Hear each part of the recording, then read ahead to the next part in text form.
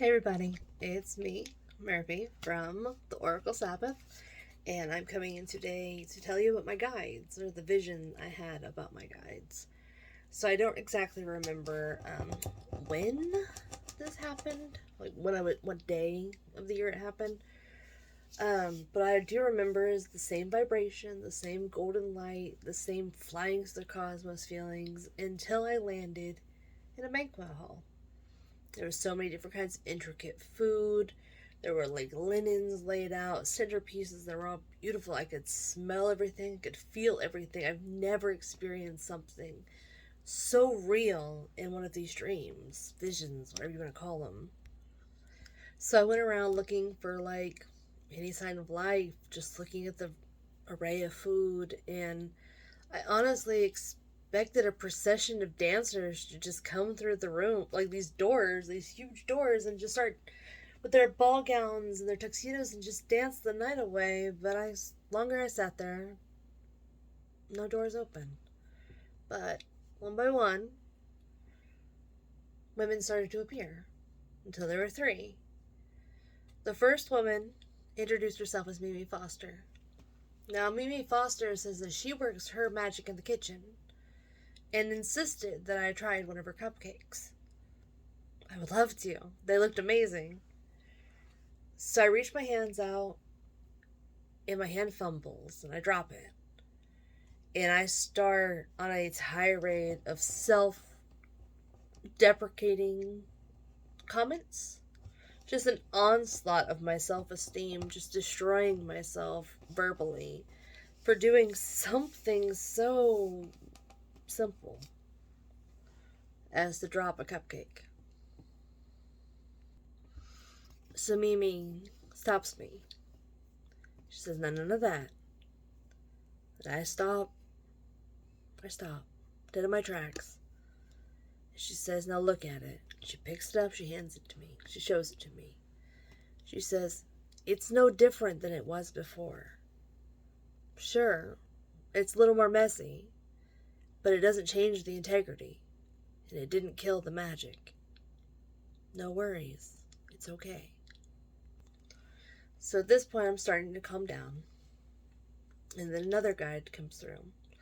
This guide, if I was to describe her, looked like Dolly Parton if Dolly Parton looked her age. Well, this lady just walks up and says, "No, it's not your fault. It's my fault. How dare I? How dare I be so stupid?" And I'll spare you the rest of what she said about herself. All I remember is it made me feel awful. I'm like, no. I'm like, it's okay. You're beautiful. There's no way that you would have known that I would have done that. Putting the blame on myself. I mean, it was my fault. But why was it a big deal? But she told me that. She stopped her woe is me rant right in its fucking tracks again. She said, "You see now? That's my point. The way you talk about yourself, the way you destroy yourself, it hurts us like it hurts you." Or, yeah. For when she did it. She called herself Queen Nobody. And I knew that someone so beautiful couldn't be a nobody. I'm like, "What's your name?" She's like, "Stop talking bad about my friend.